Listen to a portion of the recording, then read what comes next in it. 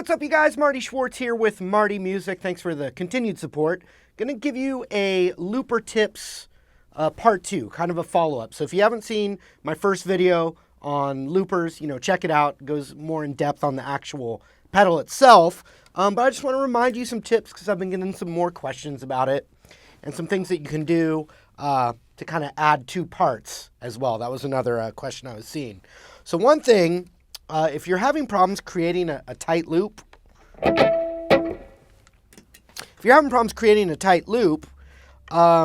you could take a progression you like and loop it for actually like 3 or 4 minutes and not have to worry about getting a tight loop. So that's one little thing that you can try. Like for instance, all along the watchtower, you can play that over and over and over, and most loopers can loop for a few minutes. The other thing about that is playing the progression before you start your loop so you get your groove going.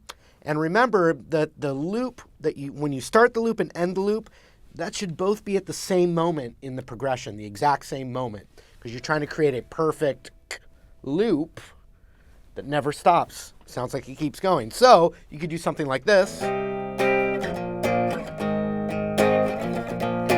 Play it a few times before you actually start the loop. And then maybe I just want to play rhythm for a few minutes, but then eventually right on that same spot.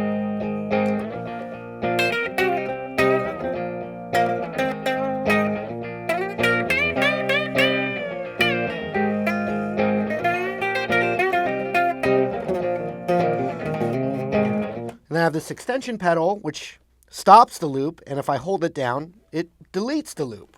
So that's one tip. Another tip is to just test your ability to get the concept of what a loop actually is. So if like I said, the start of the loop and the end of the loop should be the same moment in time. So you can test yourself and literally count, groups of 4. 1, 2, 3, 4, and just a very simple 1, 2, 3, 4. And that means that I want to start my loop on the 1 and then record it and hit it down on the 1 again. And I can test how accurate that is.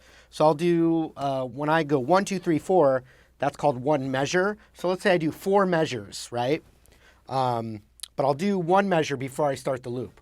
1, 2, 3, 4. 1, 2, 3, 4. 2, 2, 3, 4. 3, 2, 3, 4. 4, 2, 3, 4, 1. Now the loop is going, and if I did it right, it should have a sense of rhythm to it. Now with that red light on down there, it means it's in record mode. So I could take like a little blues kind of thing.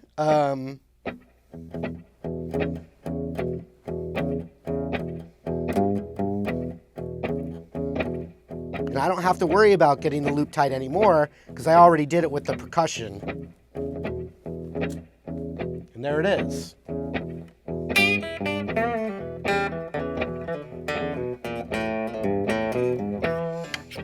All right, let me go back to that blues, and instead of doing the percussiveness, I'm just gonna, and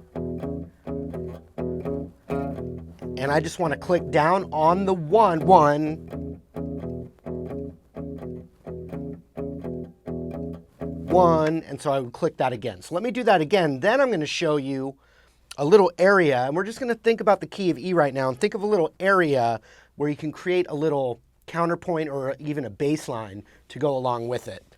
We'll do it with this, simple blues groove, but then I'm also going to do it with a little bit more of a peppy, funky kind of groove. So let's go back to that blues rhythm.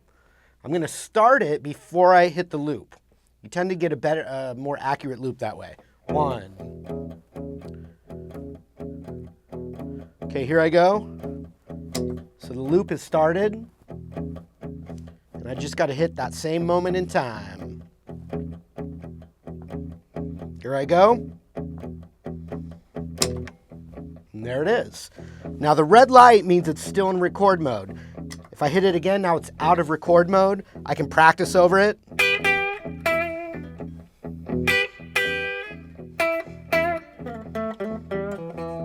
Now I can even stop the loop with the tap of the extension pedal.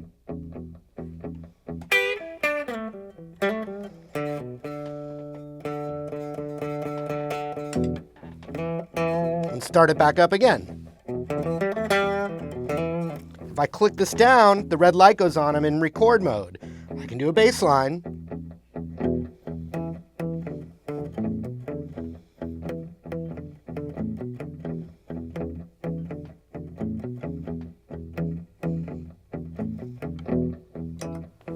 Now I have an extra part. Now I use an octave pedal on my line 6 M9 pedal. I can play that same line and now have it really sound like a bass.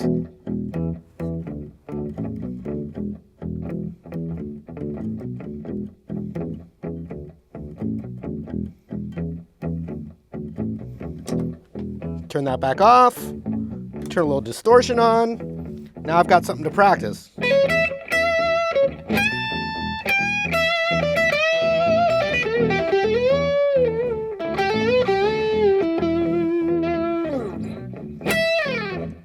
Now I can stop it. So let me show you a little spot that's real good for that E blues bass line. Now I was playing a really standard bass line, but you have the open note, which is the root. So, helps with volume. Then I had the octave. So there's this great little box here for the key of E, E blues, E funk, E groove, E rock. You have the open E, and then you have 5/7, and then you have 5/7 on the A string. And when you play bass, you want the root on that very strong one count. Boom, do do do do do do do gong, do do do do do do do do, or if it's a funk groove, boom, get do do do. So you have other, you like that? You have other stuff that you can fill in, but you always want to hit that really strong downbeat. So for the key of E here, we've got the open E, and then we've got the octave right here on the 7th fret of the A string. And that's, you can mess with this little, 4-note box.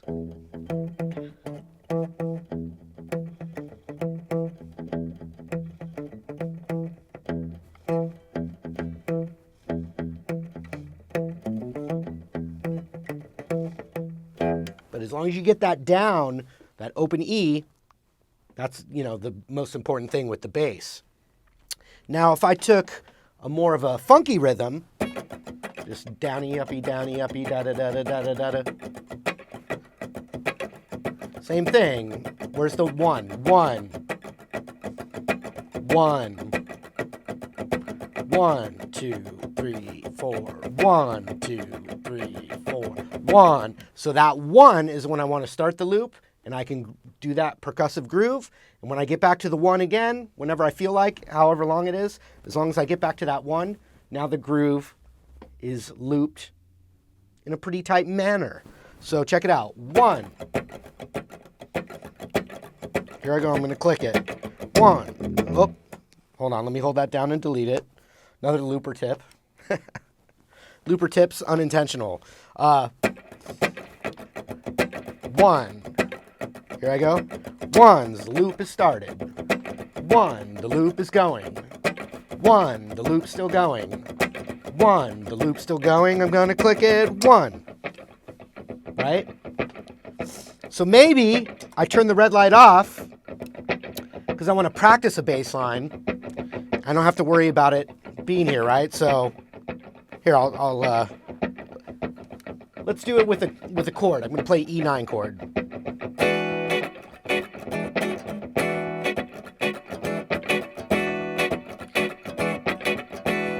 So if I hit this red light, I'll start with that. Then we'll do the bass line. Here we go.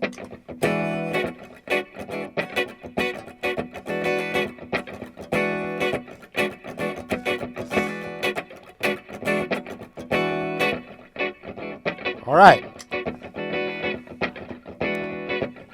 I'm going to turn my little bass setting on. So maybe I just start by just making sure I get those downs on the 1, right? So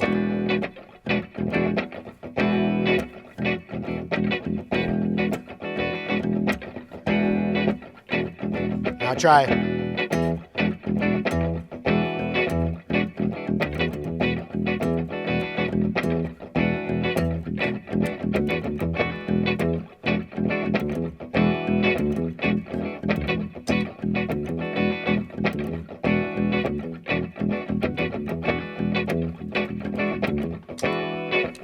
We'll hear it come in.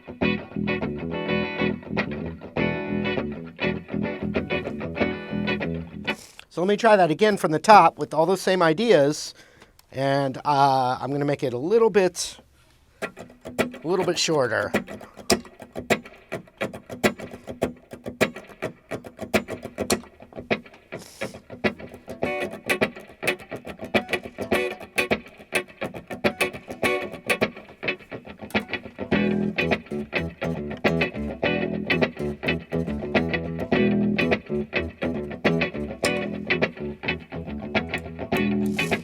And there it is.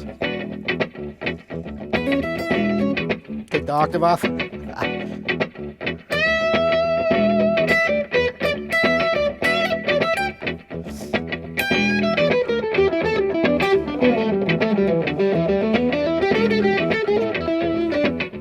So I find, though, that the most successful loops should start with the rhythm or the chords. Don't start a loop with the bass line. You'll find that it's not going to sound as even. So the other thing is if you have this particular looper or a looper with lots of bells and whistles, what I've done is sometimes it's gone into some weird setting and I can't remember how to get back to the factory settings or the original settings. I just unplug it, plug it back in.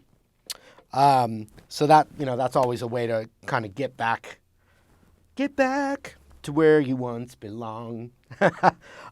So those are a few other tips. If you have any other questions, I'll do another follow-up maybe in a few months for you guys that are working on it. Also, thanks again for supporting Marty Music. The first comment down there, you'll see you can go right to the martymusic.com. I got some free courses on there that I think you'll dig. And yeah, I just got back from, well, we'll just document it in time. A lot of people don't make it to the end of the video anyway.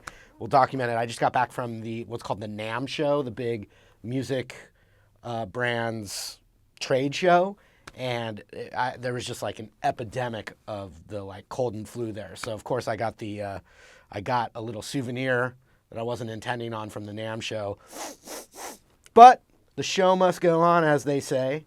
So I hope you guys appreciate the video, and we'll see you again soon. Take care.